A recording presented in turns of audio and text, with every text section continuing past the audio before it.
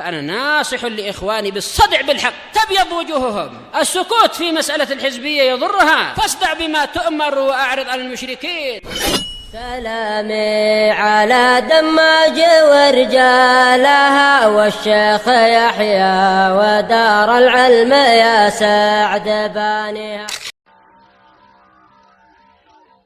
بسم الله الرحمن الرحيم. إن الحمد لله نحمده ونستعينه ونستغفره ونعوذ بالله من شرور أنفسنا ومن سيئات أعمالنا. من يهده الله فلا مضل له ومن يضلل فلا هادي له. أشهد أن لا إله إلا الله وحده لا شريك له وأشهد أن محمدا عبده ورسوله صلى الله عليه وعلى آله وسلم تسليما كثيرا مزيدا. أما بعد إخوان في الدين, wa'azani wa'azakumullah, kita akan kembali mengkaji kajian kita dari kitab Al-Mabadi'ul Mufidah fi Tauhid wa Fiqh wal Aqidah.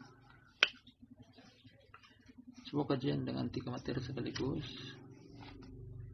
tauhid, pengesahan Allah, fikih, pemahaman tentang ibadah, serta akidah atau ideologi, yang ditulis oleh guru kami Syekh Yahya bin Ali Al-Hajuri hafizahullah ta'ala. Dan walhamdulillah, dengan izin dari Allah Subhanahu wa taala, beberapa waktu terakhir ini, beberapa bulan terakhir, kita kaji buku ini, dan tanpa terasa kita berada bagian akhir dari buku ini.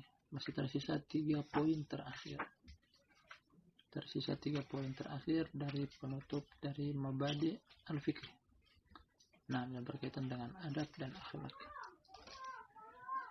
Pada pertemuan sebelumnya yang kita ambil adalah 2 poin sekaligus tentang jujur, mengantarkan kepada surga, serta berbakti kepada kedua orang tua.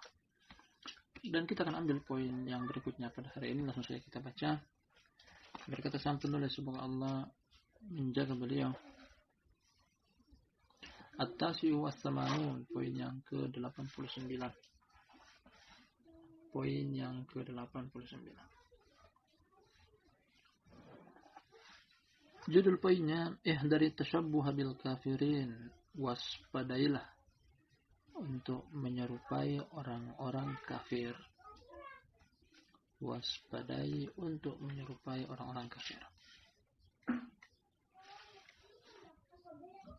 Sebelum kita melanjutkan panjang dan lebar mengkaji tentang poin ini,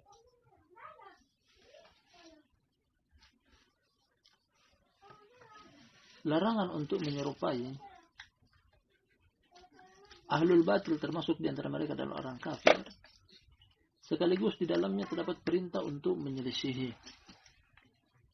Kita ulangi. Larangan untuk menyerupai ahlul batil, di dalamnya termasuk juga adalah orang kafir, sekaligus di dalamnya terdapat perintah untuk menyelisihi. Perintah untuk menyelisihi. Ahlul batil dan seluruh ahlul batil, termasuk orang kafir dan selain mereka, ditunjuki oleh surat yang agung dalam Al-Quran, yang diistilahkan dengan induknya Al-Quran. Ummul Quran, yakni surat Al-Fatihah. Di bagian akhir dari ayat ke-7 surat Al-Fatihah, kata Allah Subhanahu wa ta'ala, ihdinas siratal mustaqim siratal ladzina an'amta 'alaihim ghairil maghdubi 'alaihim waladdallin. Dari ayat tersebut Allah Subhanahu wa taala menganjurkan kepada hamba-hambanya beriman untuk meminta kepadanya petunjuk di atas jalan yang lurus. Siapa dia jalan yang lurus tersebut? Siratal ladzina an'amta 'alaihim, jalan orang-orang yang Kau beri nikmat, dan mereka adalah para nabi, kemudian siddiqun, orang-orang yang membenarkan para nabi, kemudian syuhada, orang-orang yang mati syahid, dan juga orang-orang soleh. Artinya jalan mereka inilah yang kita tempuh. Kalau jalan mereka yang kita tempuh, otomatis jangan menempuh jalan yang lainnya. Dan jalan yang terlarang untuk ditempuh adalah ghairul maghdubi alaihim waladdallin, tidak jalan orang-orang yang engkau murkai, tidak juga jalan orang-orang yang engkau sesatkan.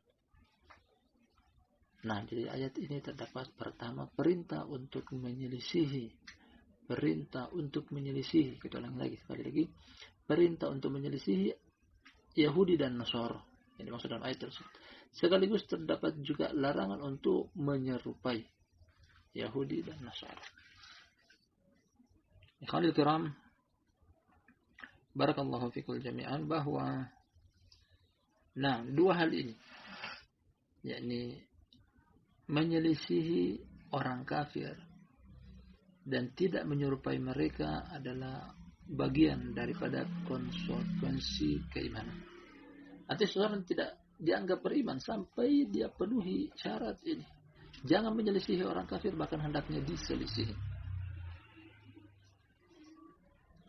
Sebelum kita lanjutkan secara umum bahwa agama Islam, syariat Allah Subhanahu wa taala yang datang melalui lisan Nabi sallallahu alaihi wasallam yang ditunjuki dengan pedoman Al-Qur'an adalah jalan yang memiliki jalan hidup sendiri. Agama yang memiliki jalan hidup sendiri terbedakan dengan agama-agama yang lainnya. Terbedakan dengan agama-agama yang lainnya. Paling pertama untuk larangan menyerupai banyak sekali datang termasuk orang kafir. Kita mulai dengan orang musyrik duluan, bahwasanya tidak boleh menyerupai orang musyrik. Tidak boleh menyerupai orang musyrik. Kata Allah Subhanahu wa taala, "Wa la takunu kal musyrikin minal ladzina farraqu dinahum wa kanu syi'an kullu hizbin bima ladaihim farihun." Kata Allah Subhanahu wa taala, janganlah kalian sama dengan orang-orang musyrik yang menyembah Allah, menyembah juga selainnya. Orang musyrik. Minal ladzina farraqu dinahum, di antara orang-orang yang memecah belah agama mereka, wa kanu syi'an, jadilah mereka berkelompok-kelompok, kullu hizbin bima ladaihim farihun. Mereka masing-masing kelompok bangga dengan apa yang ada pada diri masing-masing. Larangan yang jelas dari Allah pada Al-Qur'anul Karim, wala takuna kal musyrikin, janganlah kalian seperti orang-orang musyrik. Ini secara umum, wa illa datang banyak dalil yang akan kita terangkan juga nantinya di antara hal-hal yang berkaitan dengan tasyabbuh. Kemudian selain orang-orang musyrik, di antara pihak yang dilarang juga untuk menyerupai mereka adalah ini dia, orang-orang kafir, al-kafirin. Di dalamnya masuk kafir, baik itu dari sisi agama yang dirubah, diganti, ditambah dan dikurangi seperti agama Yahudi dan agama Nasara. Agama Nasara dan agama Yahudi. Kata Allah Subhanahu wa taala, "Wala takunu kalladzina tafarraqu wakhtalafu min ba'di ma ja'atuhumul bayyinat wa ulaika lahum 'adzabun 'adzim." Ayat ini bagian daripada ayat pada surat Ali Imran. Surat Ali Imran menceritakan tentang orang-orang Nasara. Wala takunu kalladzina tafarraqu, janganlah engkau sama dengan orang-orang yang bercerai-berai. Dan dimaksud dengan cerai-berai di sini tidak lain dan tidak bukan kecuali mereka adalah orang Yahudi dan orang Nasara. Sudah datang dari hadis Abdullah bin Amr bin As, kata Rasulullah sallallahu alaihi wasallam, "Iftaraqatil yahud ala 71 firqah wa iftaraqatin nasara ala 72 firqah." Orang Yahudi berpecah menjadi 71 golongan dan orang Nasara terpecah menjadi 72 golongan. Akhirnya mereka berpecah belah. Dan kita dilarang oleh Allah untuk menyerupai mereka. Wala takunu kalladzina tafarraqu, janganlah kalian seperti orang-orang yang berpecah. Wakhtalafu min ba'di ma ja'ahumul bayyinat, dan mereka berselisih pendapat setelah datang kepada mereka penjelasan. Jadi termasuk ayat juga yang melarang kita untuk menyerupai orang-orang kafir, Yahudi dan Nasara. Berikutnya juga larangan untuk menyerupai adalah selain apa yang telah kita sebutkan di depan, orang musyrik dan orang kafir. Larangan menyerupai ahlul bid'ah. Larangan menyerupai ahlul bid'ah. Larangan menyerupai ahlul bid'ah. Dalam hadis yang tadi kita bacakan di depan, lanjutan hadis Abdullah bin Amr bin As, dan juga dari Abu Hurairah, hadis Ibnu Umar dan hadis Aisyah. Hadis yang sama, kata Nabi SAW, "Wasataftariqu ummati ala 73 firqah kulluhum finnar illa wahidah." Dan akan terpecah belah umatku menjadi 73 golongan, semuanya di neraka kecuali satu. Artinya golongan yang selamat hanya satu dibanding 72. 72 itulah yang dikatakan ahlul bid'ah. Dan kita dilarang untuk menyerupai mereka karena jangan sampai kita termasuk bagian daripada orang yang berpecah belah. Ini diantara dalil landasan hukum tentang tidak boleh juga sama dengan orang-orang yang mengamalkan kebid'ahan. Kemudian larangan untuk menyerupai syaitan juga termasuk ahlul batil. Syaitan juga termasuk ahlul batil dan kita dilarang untuk menyerupai mereka. Datang dalam hadis kata Rasulullah sallallahu alaihi wasallam, "Qulu bil yamin wa la ta'kulu bis shimal, fa inna syaitan ya'kulu bis syama'ilihim." Nah, kata Nabi sallallahu alaihi wasallam, makanlah dengan tangan kanan kalian dan jangan makan dengan tangan kiri kalian karena sungguh syaitan makan dengan tangan kirinya.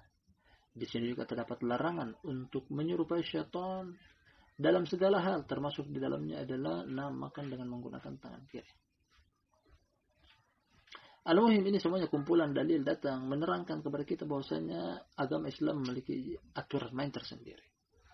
Dalam bab akidah, dalam bab muamalah pergaulan, dalam bab jual beli, dalam bab ibadah, dalam bab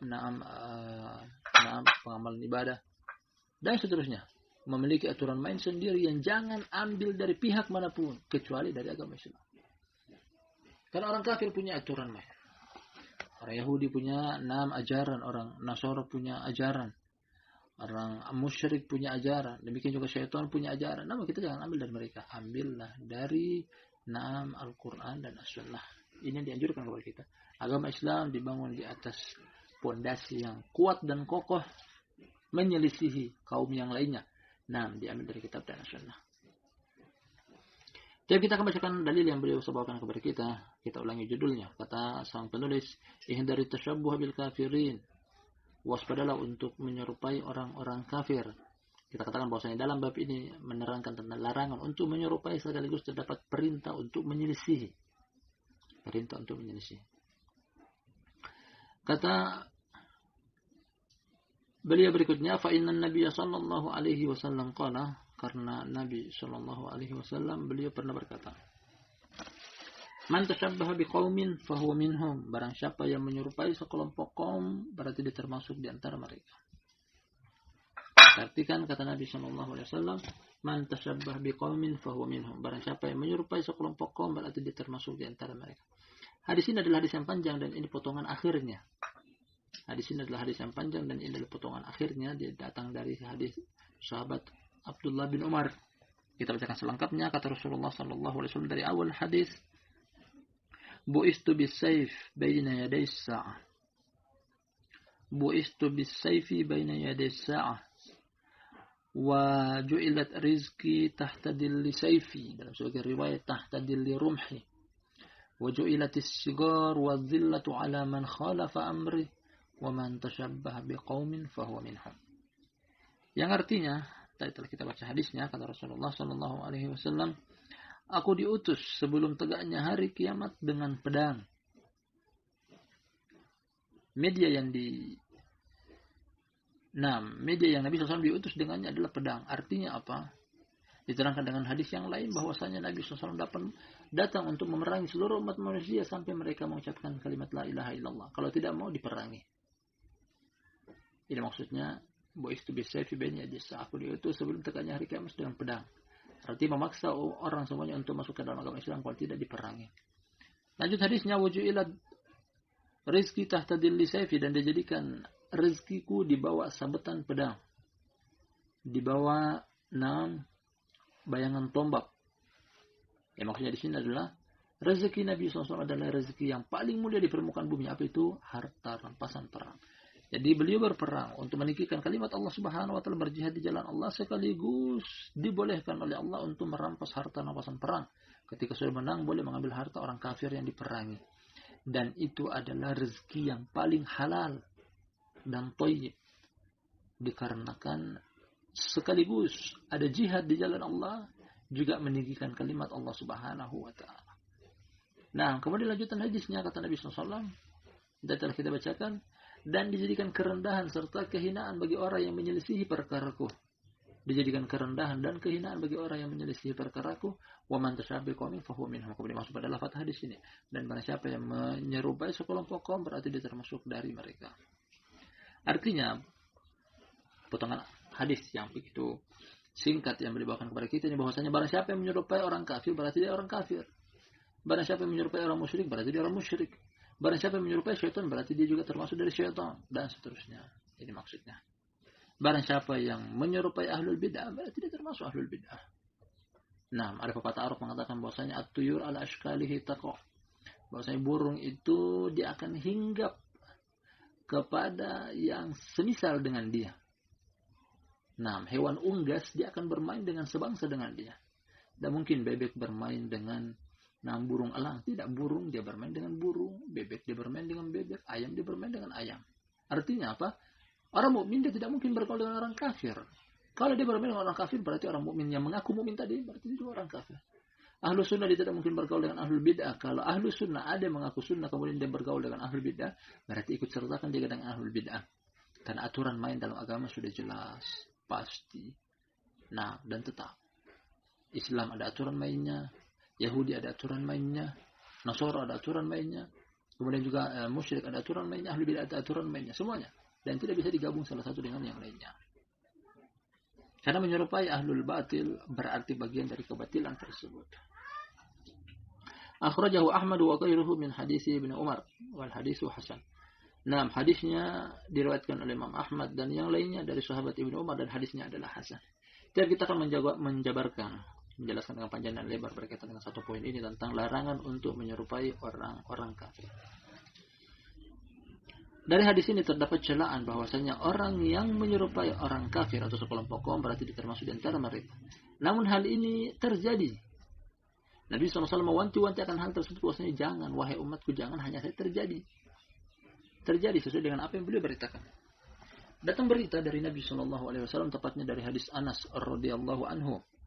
Kata Rasulullah sallallahu alaihi wasallam, "La tattabi'anna sunana man kana qablakum shibran bi shibrin wa dira'an bi dira'in hatta law dakhalu juhra dabbin la dakhaltumuh."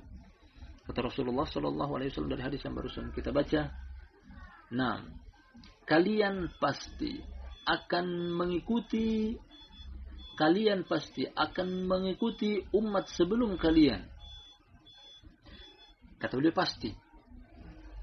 Ini sekaligus, selain ini merupakan larangan dari Nabi SAW untuk menempuh hadis ini, sekaligus terdapat pemberitaan bahwasanya kalian pasti akan mencontoh, mengikuti, menyerupai sebelum umat ini, kaum sebelum umat ini. Shibron bi shibrin wa dira'an bi dira'in. Sejengkal demi sejengkal, sahasta demi sahasta. Bukan cuma mengikuti dari jarak jauh bahwasanya kita di sini, orang kafir di sana kita mengikuti, tidak, bahkan sejengkal demi sejengkal, sahasta demi sahasta. Artinya apa? Satu langkah orang kafir, orang muslim ikut. Ke kiri orang kafir, orang muslim ikut. Bahkan sedetail itu kata Nabi sallallahu alaihi wasallam. Berikutnya lagi kata beliau, hatta law dakhalu juhra dabbin la dakhaltumun nisaya. Jika mereka, seandainya mereka, yakni orang kafir yang dimaksud tadi di atas, ada di antara mereka yang masuk ke dalam lubang dob. Dob adalah salah satu hewan dengan habitat padang pasir. Hewan yang berasal dari Timur Tengah, namanya dob. Halal untuk dimakan. Namun habitatnya adalah dia hidup di padang pasir. Dan cara hidupnya dia membuat tempat tinggal di bawah tanah. Artinya dia menggali tanah. Kemudian dia membuat lubang.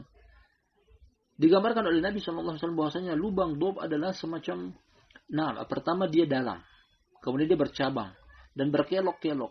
Bisa jadi dia masuk dari satu lubang, dia akan muncul di lubang yang lain dengan jarak yang jauh. Artinya sangat sulit untuk menangkap hewan dob ini, karena lubangnya selain dalam, berlika-liku, berkelok-kelok, bercabang. Bisa jadi dia masuk dari satu lubang ini, dia akan keluar dari lubang yang sana. Namun saking sulitnya lubang dob dimasuki, kata Nabi SAW, hatta law dakhalu juhra dabbin la dakhaltum. Seandainya mereka orang kafir masuk ke dalam lubang dob, niscaya kalian pun ada yang mengikutinya. Artinya saking sulitnya untuk menempuh metode hidup orang kafir, namun ada. Dan itu terbukti sesuai dengan apa yang Nabi SAW beritakan 14 abad yang silam. Orang muslim sekarang mengikuti gaya hidup orang kafir. Mulai dari cara berpakaian, proses belajar mengajar, 6, gaya hidup, dan seterusnya. Bahkan kalau kita lihat di zaman sekarang, dengan metode hidup zaman sekarang, mungkin bersampingan antara orang kafir dan orang muslim tidak bisa kita bedakan laki-laki dan perempuan. Karena sama penampilannya, gayanya, dan seterusnya. Laki-laki muslim memakai pakaian orang kafir. Perempuan atau wanita muslimah menggunakan pakaian wanita orang kafirah dan semisal. Sampai kita tidak bisa bedakan, kecuali mungkin mereka suatu saat masuk ke dalam masjid, kita lihat, oh, dia adalah orang muslim karena masuk ke dalam masjid. Itu terjadi. Sebagaimana yang Nabi SAW beritakan kepada kita, wallahul musta'an. Padahal ini adalah bagian daripada agama kita, bahwasanya kita punya agama sendiri, aturan main tersendiri. Tidak boleh untuk menyerupai kelompok manapun, bahkan wajib untuk menyelisihi kelompok manapun. Agama Islam punya aturan main sendiri. Cara berpakaian, laki-laki dan perempuan, ada aturan mainnya dalam Alkitab dan Sunnah. Gaya hidup, proses belajar mengajar, tentang aturan main dalam keluarga, jual beli. Bahkan telah kita lewati dari pembahasan-pembahasan sebelumnya tentang adab dan etika, makan dan tidur saja ada aturan mainnya. Sebelumnya lagi telah kita kaji bahwasanya adab untuk masuk ke kamar mandi yang mungkin tidak kita dapati dari agama-agama yang lain. Ada aturan mainnya.